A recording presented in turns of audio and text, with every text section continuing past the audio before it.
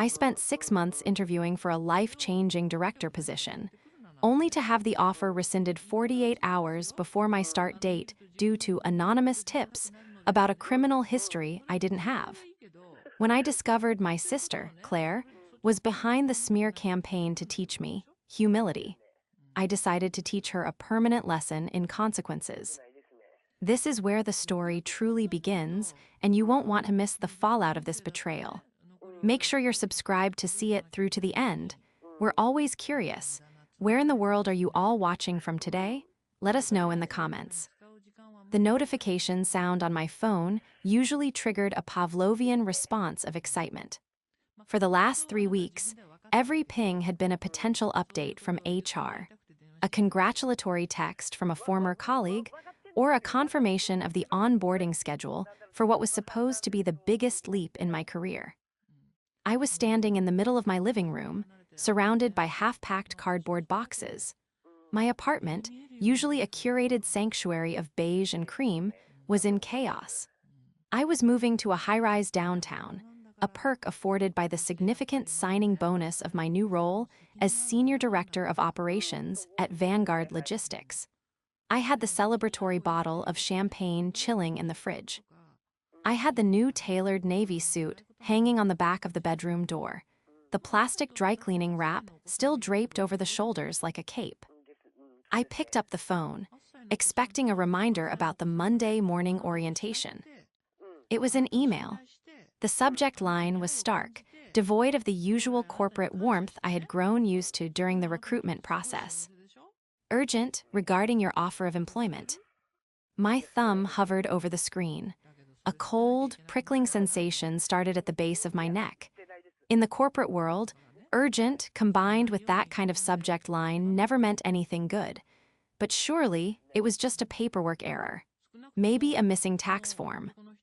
I tapped the screen. Dear Abigail, we regret to inform you that effective immediately, Vanguard Logistics is rescinding the offer of employment extended to you on the 14th of this month.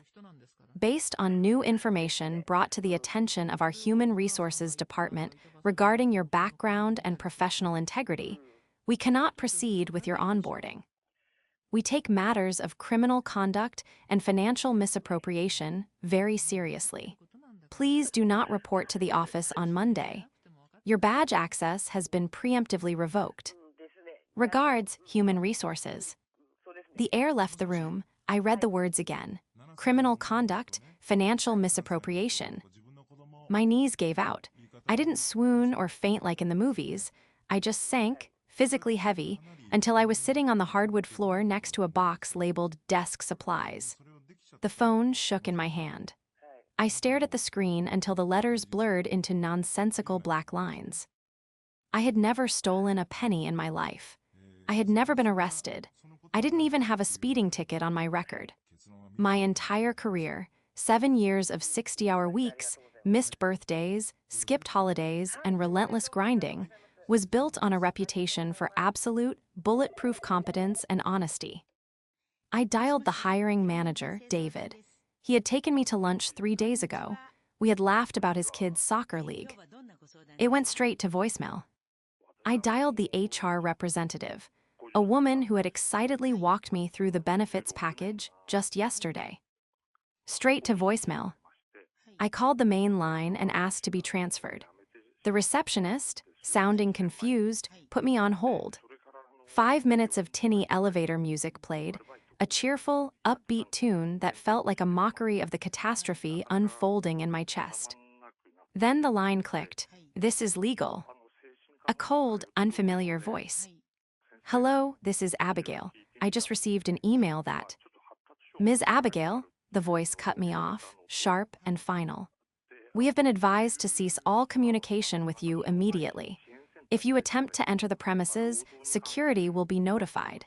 Any further inquiries should be directed to our legal department in writing. But I haven't done anything. I screamed, my voice cracking, the desperation clawing its way out of my throat. What information? Who said I did something? This is a mistake. There is no mistake in our vetting of the credible evidence provided. Goodbye. The line went dead. I sat there in the silence of my half-packed apartment. The champagne was still chilling. The suit was still hanging. But my future, the one I had clawed my way toward inch by inch, had just been incinerated. The betrayal wasn't just that I had lost the job, it was the accusation. Someone hadn't just taken my opportunity, they had taken my name. And the worst part? The sting of it felt sharper, deeper, and more personal than a stranger's sabotage. It felt like a knife, twisting in a wound I didn't know I had. The next 40 HT hours were a blur of nausea and panic. I didn't sleep. I couldn't eat. I spent the time pacing my apartment, obsessively refreshing my email, hoping for a retraction, an apology something. I requested my own background check from 3 different services. All of them came back clean, pristine. I sat at my kitchen table, papers sprawled everywhere. If the background checks were clean, then the information Vanguard received wasn't from a database. It was external. It was a tip. Credible evidence provided, the lawyer had said. Who hated me enough to do this? My mind raced through old colleagues, ex-boyfriends, rivals from college, but none of them fit. I kept to myself. I was professional. I didn't make enemies, I just did the work. By Sunday afternoon, the silence in my apartment was deafening. I needed to hear a human voice. I needed my family. I called my mother, Margaret. "Mom," I choked out as soon as she answered. "I lost the job. They rescinded the offer." "Oh, Abigail," she sighed, but her tone wasn't shocked. It was resigned, almost tired. "Well, these things happen. You were probably pushing too hard, honey. You know how you get, obsessive." Obsessive? I gripped the phone tighter. "Mom, they accused me of criminal conduct. Someone lied to them. I need to figure out who." "Maybe it's a sign," she said, her voice drifting into that vague, spiritual tone she used whenever she didn't want to deal with a problem. "Maybe the universe is telling you to slow down, to be more humble, like your sister." My stomach turned. This isn't about humility. This is slander. I'm going to lose the apartment. I'm going to lose everything if I can't fix this reputation damage. "Don't be so dramatic," Margaret snapped, her patience evaporating. "You always make everything about money and status. Claire and Jaden are coming over for dinner tonight. Why don't you come? Stop obsessing over the job. It's gone. Focus on family." I hung up feeling colder than before. Focus on family. I drove to my parents' house that evening, mostly because I couldn't stand the sight of the packing boxes anymore. My sister, Claire, was already there, sitting at the kitchen island with a glass of red wine. She looked, as always, effortlessly put together. A pastoral vision in a soft linen dress, her hair in perfect, loose waves. Jaden, her husband, was in the living room watching football. He gave me a nod but didn't get up. "I heard the news," Claire said as I walked in. She didn't stand up to hug me. She just took a sip of wine, her eyes scanning my face with an unreadable expression. "Rough break, Abby." "It's not a break, Claire. It's a crime. Someone sent fake evidence to HR." I poured myself a glass of water, my hands shaking. "Well," Claire said, tilting her head. "Maybe they saw something they didn't like. You have been posting a lot about it on LinkedIn. A bit boastful, don't you think?" I stared at her. I was sharing my career milestone. That's what LinkedIn is for. "It comes off as arrogant," Claire said softly, smoothing the tablecloth. "Not everyone has your luck. It can make people resentful. Maybe someone just wanted to take you down a peg. Teach you that you aren't better than everyone else just because you have a fancy title." Something in her tone made the hair on my arms stand up. It was too specific. Take you down a peg. "I never said I was better," I whispered. "You don't have to say it, Abby. You live it. The car, the clothes, the high-rise." She smiled, but it didn't reach her eyes. "Maybe this is a blessing. Now you can learn what it's like for normal people. You know, struggle a little. It builds character." She turned back to her wine, dismissing me. I looked at her, really looked at her, and for the first time, I didn't just see my older sister. I saw the tightness in her jaw, the gleam of satisfaction she was trying to hide behind her wine glass. I excused myself to the bathroom. I splashed cold water on my face, looking at my pale reflection in the mirror. My mother thought it was the universe. Claire thought it was a lesson in humility. But as I dried my hands, I remembered something. Claire had asked me for a loan 2 months ago, $5,000 for a business venture, a pyramid scheme selling essential oils she was convinced would make her rich. I had said no.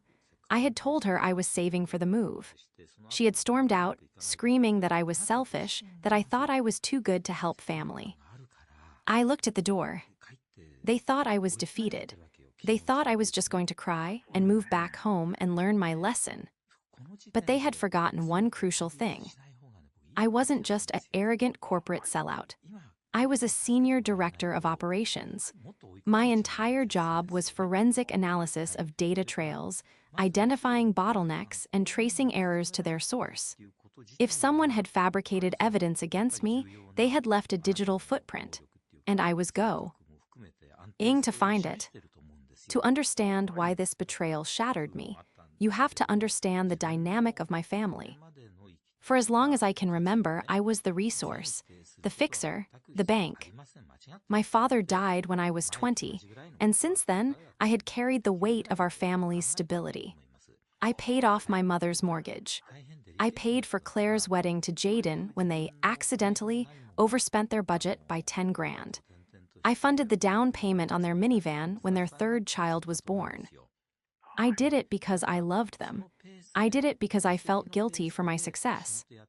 Claire, on the other hand, was the heart of the family. She was the golden child. She didn't have a career. She had passions. She volunteered at the church. She ran the PTA. She posted long, rambling captions on Instagram about the beauty of a simple life and the importance of faith and family values. But behind the scenes, Claire was a bottomless pit of need. She resented my career, yet she felt entitled to the fruits of it. If I bought a new purse, she would make a snide comment about materialism, and then ask if she could borrow it, only to never return it. If I went on a vacation, she would sigh about how nice it must be to have no responsibilities, ignoring the fact that she had never held a full-time job in her life. Jaden was no better. He was an insurance agent who spent more time on fantasy football than finding clients. He enabled Claire's delusions, nodding along whenever she ranted about how unfair the world was to them. Sitting at dinner that night, watching Claire eat her roast chicken with delicate, precise bites, I felt the veil lift. "So, what will you do now?" Margaret asked, piling more potatoes onto Jaden's plate. "You can't afford that apartment anymore, surely." "I have savings," I said quietly. "Savings go fast," Jaden chimed in, speaking with his mouth full. "Market's tough right now. Might be hard to find another gig with. You know, a red flag on your file." "It's not a red flag," I said, my voice hardening. "It's a lie, and I'm going to prove it." Claire set her fork down. The metal clinked loudly against the china. "Why can't you just let it go?" she asked, her voice dripping with faux concern. "Why do you always have to fight? Maybe you did do something, Abby. Maybe you don't even realize it. You're so cutthroat. Maybe you stepped on someone and this is karma." "Karma isn't sending fake criminal records to an HR department, Claire. That's fraud. That's libel." "Well," Claire shrugged, picking up her wine again, "it sounds like you need a lawyer, but lawyers are expensive. And since you're unemployed," she let the sentence hang in the air, a small, cruel smile playing on her lips. "Maybe you should just apologize to whoever you hurt and move on. Learn some humility." There was that word again, humility. She looked at me with those wide, innocent eyes, the same eyes she used to charm our parents, the neighbors, the church group. She looked perfect. She looked kind. But I saw the shark swimming beneath the surface. She wasn't worried about me. She was happy. She was delighted that I had been knocked down. She was relishing the idea of me losing the apartment, losing the status, and coming back to them, hat in hand, needing their help for once. She wanted me to be small. She wanted me to be manageable. I looked at Jaden, wiping grease off his chin. I looked at Margaret, fussing over the gravy boat, willfully blind to the venom in Claire's voice. I stood up. I'm not hungry, I said. Sit down, Abigail, Margaret scolded. Don't be rude. I have to go, I said, grabbing my purse. I have a lot of work to do. Work, Claire laughed, a light tinkling sound. You don't have a job, remember. I have a project, I said, meeting her gaze dead on. And I always finish my projects. As I walked out the door, I heard Claire murmur to our mother, see? So dramatic, she just can't handle failure. I got into my car, my hands gripping the steering wheel until my knuckles turned white. I didn't go home. Instead, I drove to the one person I knew could help me navigate the darker side of corporate warfare. My ex-boyfriend, Mark, he was a cybersecurity consultant. We hadn't spoken in 2 years, not since I prioritized a merger over our anniversary, but he was the best in the business. I sat in the car outside his building, staring at my phone. I was about to call in a favor I didn't have, to solve a crime I couldn't prove, committed by a sister I thought I knew. Claire wanted me to learn humility. Fine. But she was about to learn that you don't poke a bear, especially not one that knows how to hunt. Mark looked different than I remembered. He had a beard now and he looked tired, but his eyes still held that sharp, analytical gleam. He met me at a 24-hour diner near his apartment. I had texted him a simple SOS, I'm in trouble, professional hit, need eyes. He listened without interview.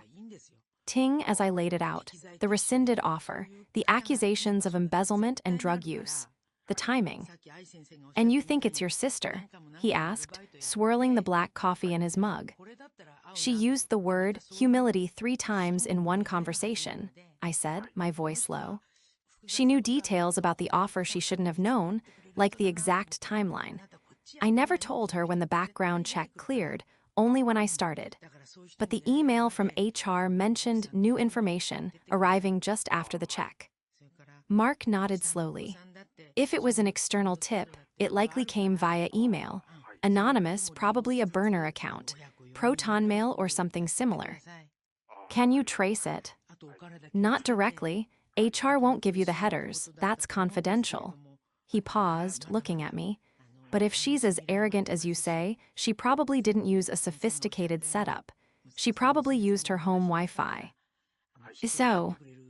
So, Mark leaned in. We don't need to hack Vanguard. We need to see what digital trails she left. Does she share devices? Do you have access to any of her accounts? I thought about it. She uses my Netflix and my Amazon Prime. Mark grinned. That's a start, but we need more. We need her IP address history. And he hesitated. If we're going to prove this legally, you need a confession or hard proof. Metadata isn't always enough for a lawsuit. You need to trap her. We spent the next 3 hours formulating a plan. It was risky.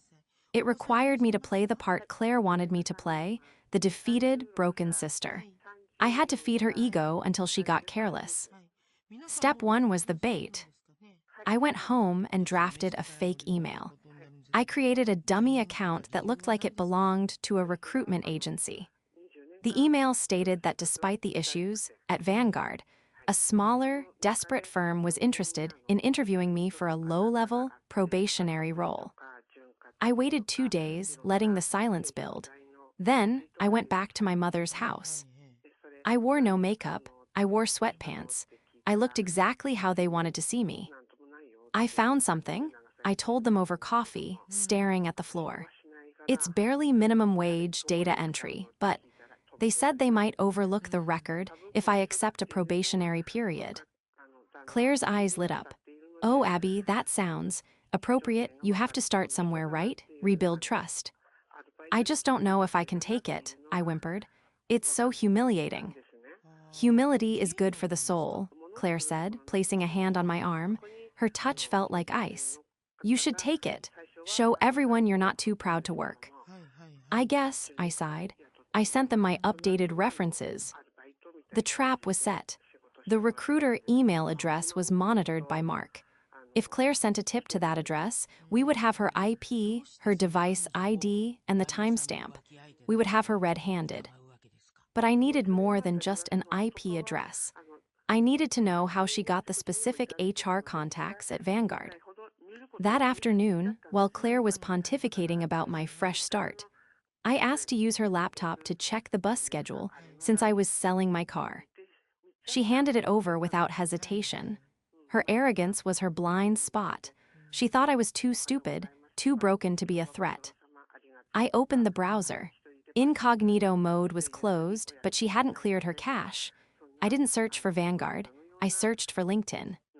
She was logged in, not as herself, but under a fake profile, concerned corporate citizen. My heart hammered against my ribs. I clicked on Sent Messages.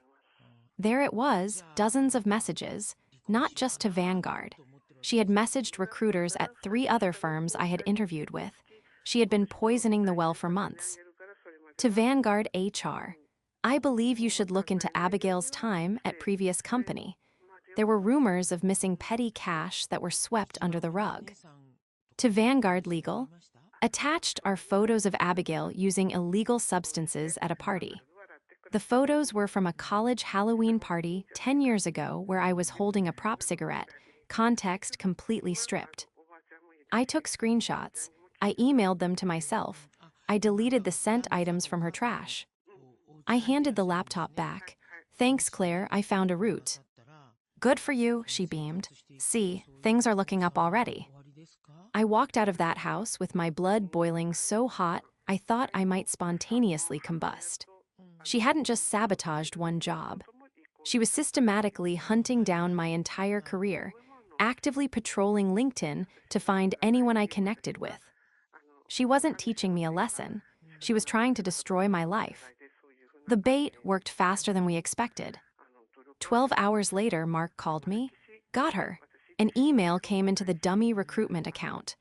Subject, candidate warning. Sent from an IP address in the suburbs. Same device ID as the one that logs into your Netflix. We had her. Now came the hard part. Confronting her wasn't enough. If I just yelled at her, she'd would deny it. She would gaslight me. She would tell our mother I was crazy, paranoid, attacking her out of jealousy. I needed to break her credibility. I needed to expose her in a way that she couldn't spin. I called a family meeting. I told them it was urgent, that I had news about the investigation. We gathered in my mother's living room. Claire, Jaden, and Margaret. I stood by the fireplace, my hands clasped behind my back. Did you get the data entry job? Claire asked, popping a grape into her mouth. No, I said calmly. The recruiter received an anonymous email claiming I was a theft risk. They rescinded the interview. Oh my God, Margaret gasped. Who is doing this to you? That's just terrible, Claire shook her head, though I saw the twitch of a smile at the corner of her mouth. Maybe you have a stalker, Abby. You attract so much negative attention with your lifestyle. I thought so too, I said. So I hired a forensic cybersecurity analyst. The room went dead silent. Claire stopped chewing.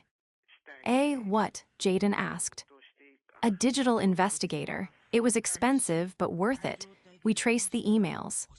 I pulled a folder out of my bag. I didn't open it yet. I just held it. Traced them? Claire's voice was suddenly higher, tighter. I thought those things were anonymous. Nothing is anonymous, Claire, I said, locking eyes with her. Every email has a header. Every device has a fingerprint. We traced the IP address. It came from a residential connection, specifically from a house on Elm Street. Claire's address. That's impossible, Claire stammered. Technology makes mistakes. We also matched the device ID, I continued, stepping closer. The emails to Vanguard, the emails to the recruiters, and the email to the fake job I told you about yesterday. They all came from the same MacBook, your MacBook. Margaret looked from me to Claire, confused. Claire, what is she talking about? She's lying. Claire shot up from the sofa, her face flushing a deep, angry red. She's making this up. She's jealous of my life, Mom. She's always been jealous that I have a family and she has nothing but a lonely apartment. I have the logs, Claire, I said, slamming the folder onto the coffee table. I have the screenshots from your LinkedIn account. Concerned corporate citizen? Really? You hacked me, Claire shrieked. You invaded my privacy. Mom, she hacked my computer. You sent emails claiming I was a drug addict and a thief. I shouted back, my voice finally breaking the calm facade. You cost me a $200,000 job. You destroyed my reputation. I did it for you, Claire screamed, the mask finally slipping completely. Her face was twisted, ugly with years of repressed envy. You were getting out of control. You think you're better than us? Throwing your money around, buying mom things I can't afford, acting like you're the savior of this family. You needed to be humbled. You needed to see that you're nothing without that money. The silence that followed was heavy, suffocating. Margaret looked at Claire, horror dawning on her face. Claire, you did this. You lost her the job. I was saving her soul, Claire spat, pacing the room. She was becoming a monster, an arrogant, selfish monster. I just wanted her to stay, grounded, to stay with us. By ruining me? I asked, my voice trembling with rage. You didn't want me grounded. You wanted me on my knees. And look at you, Claire gestured wildly. You're fine, you have savings, you'll find something else. But maybe now you'll appreciate family more. Maybe now you'll stop rubbing our noses in your success. Jaden stood up, looking pale. Claire, did you really send those emails? That's illegal, honey. Oh, shut up, Jaden, Claire snapped at him. Whose side are you on? She's fine, she's resilient, right? That's what everyone always says. Abigail is so strong. Well, let's see how strong she is now. She turned to me, her eyes manic. Go ahead, show Mom your little papers. It doesn't change anything. I'm her daughter. She knows my heart. I was trying to help. It was delusional. It was narcissistic. It was terrifying. I'm not just showing Mom, I said coldly. I'm showing a lawyer. Claire laughed, a harsh, barking sound. You wouldn't dare. You wouldn't sue your own sister. Mom won't let you. It would tear the family apart. She looked at Margaret confidently. Tell her, Mom. Tell her to stop this nonsense. Margaret looked at the floor. She was wringing her hands, tears streaming down her face. Abigail, surely we can handle this internally. We don't need lawyers. Claire made a mistake, a terrible mistake, but she's your sister.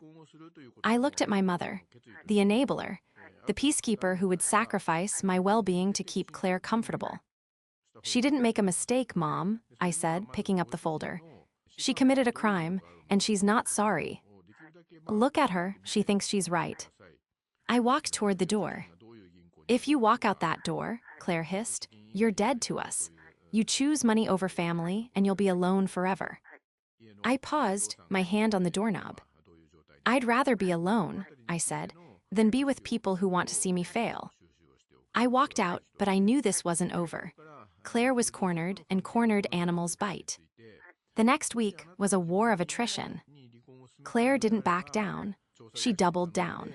She started a whisper campaign in our extended family and church community. She told aunts and cousins that I had suffered a nervous breakdown, that I was delusional, that I had invented a conspiracy theory to explain my own professional failure. My phone blew up with messages from relatives. Praying for you, honey. Don't push your sister away. She loves you. She was rewriting the narrative faster than I could fight it. But while she was fighting a PR war, I was fighting a legal one. I hired an employment lawyer, a shark named Mr. Henderson. We didn't just target Claire, we targeted Vanguard. We sent them a demand letter, attaching the forensic proof that their credible evidence was a malicious fabrication from a known relative. We demanded a retraction of the rescinded offer, or we would sue for wrongful termination and negligence in their vetting process. Simultaneously, we prepared a defamation suit against Claire. But Claire had one more card to play.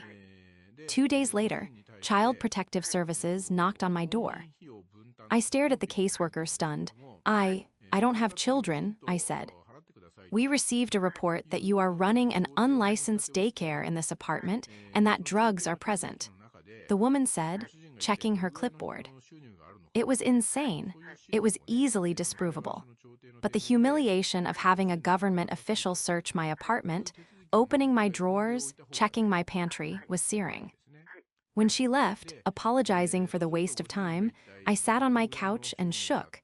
This wasn't just about a job anymore. Claire was trying to get me arrested. She was trying to swat me. I called Mark. She called CPS on me. She's escalating.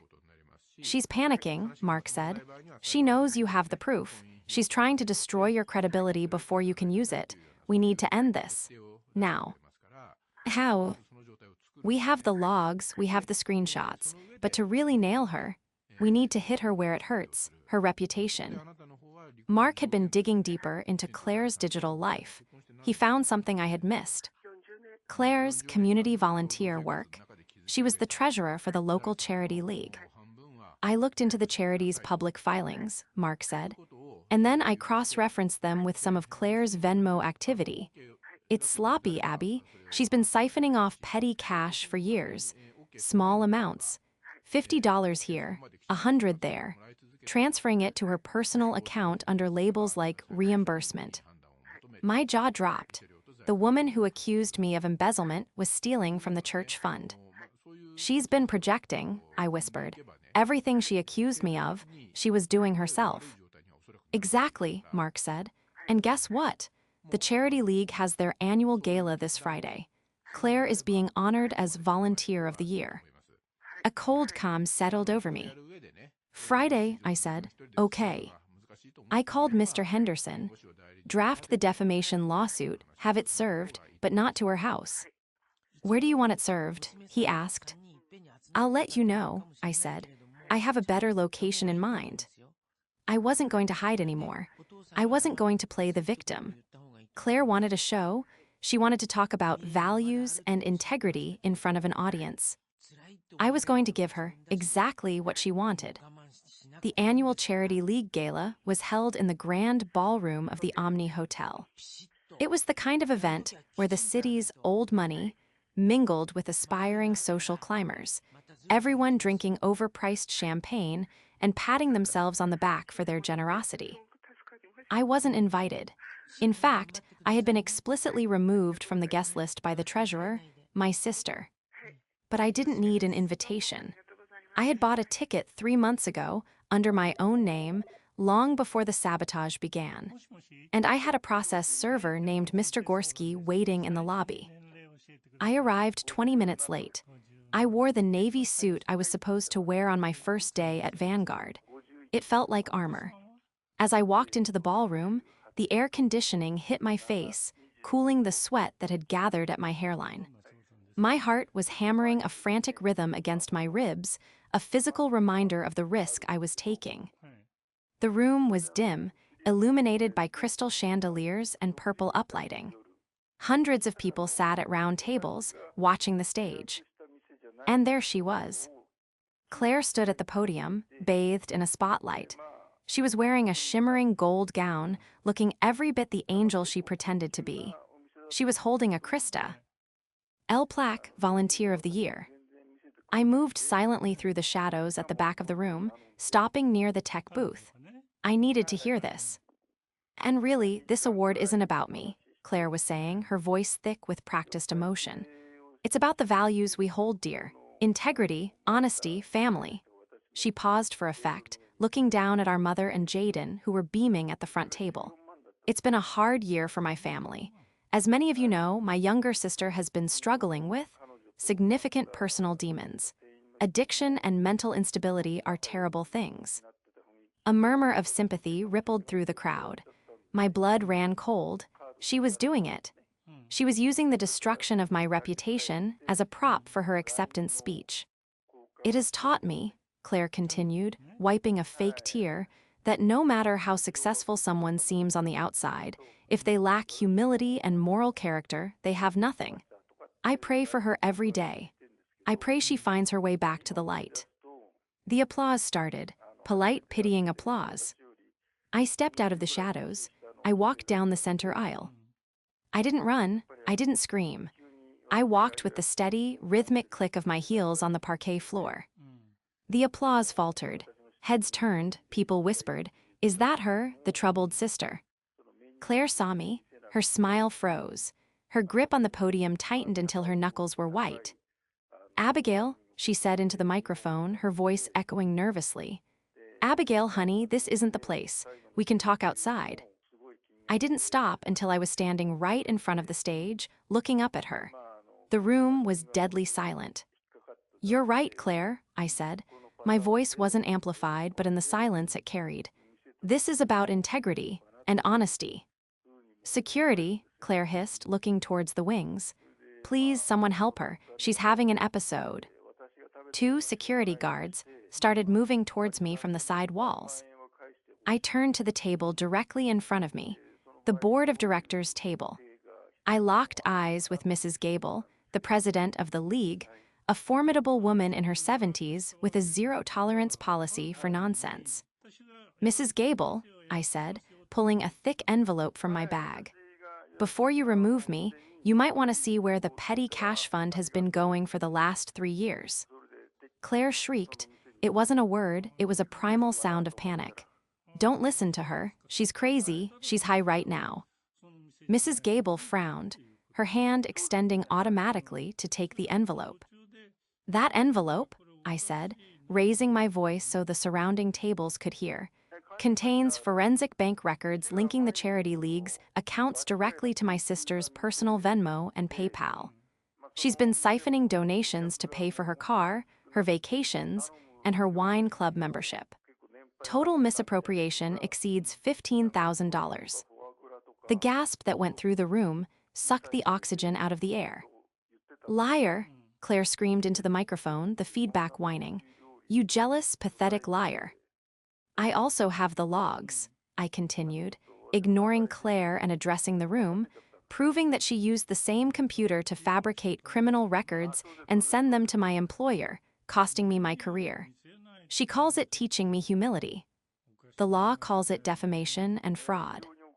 Jaden stood up, knocking his chair over. Abby, stop. What are you doing? I'm finishing the project, Jaden, I said coldly. I nodded to the back of the room. The double doors swung open. Mr. Gorski, a large man in a cheap suit, walked down the aisle. He didn't look at the crowd. He looked at the woman in the gold dress who was now trembling visibly on stage. He walked up the stairs, crossed the stage, and extended a stack of papers to Claire. Claire Miller, he boomed. She shrank back, her hands up as if to ward off a blow. No, go away. You are served, he said, dropping the papers at her feet when she refused to take them. Lawsuit for defamation of character, tortious interference, and damages totaling $2 million. Claire looked at the papers, then at the silent, horrified crowd. The golden child facade didn't just crack, it shattered.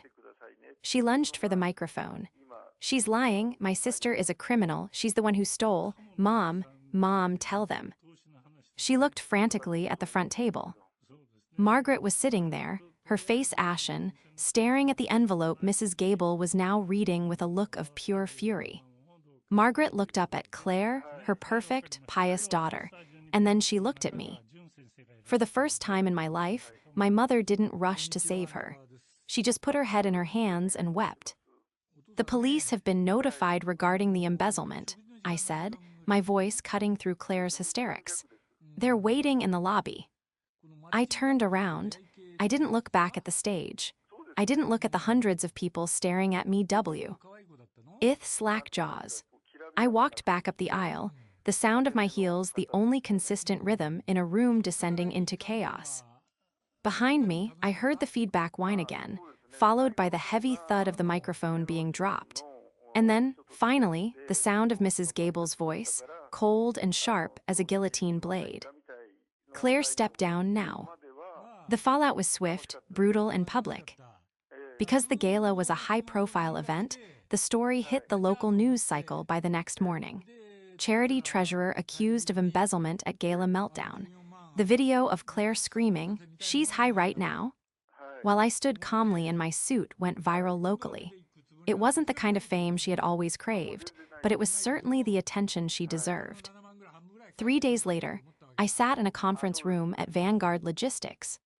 Across from me sat David, the hiring manager, and the VP of HR. The mood was somber. On the table between us lay the letter from Mr. Henderson and the retracted police report regarding the drug den, which was obviously false. Abigail, the VP began, looking uncomfortable. We have completed our internal review. It appears our vetting process was compromised by a malicious third party. We acted prematurely. You fired me without a conversation, I said, keeping my voice neutral. You took the word of an anonymous email over my background check. We know, David said, looking genuinely ashamed. And we are incredibly sorry. We want to reinstate the offer.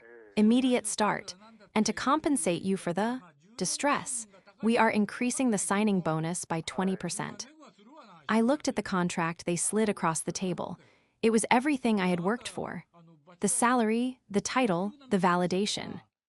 But I didn't sign it immediately. I have one condition, I said.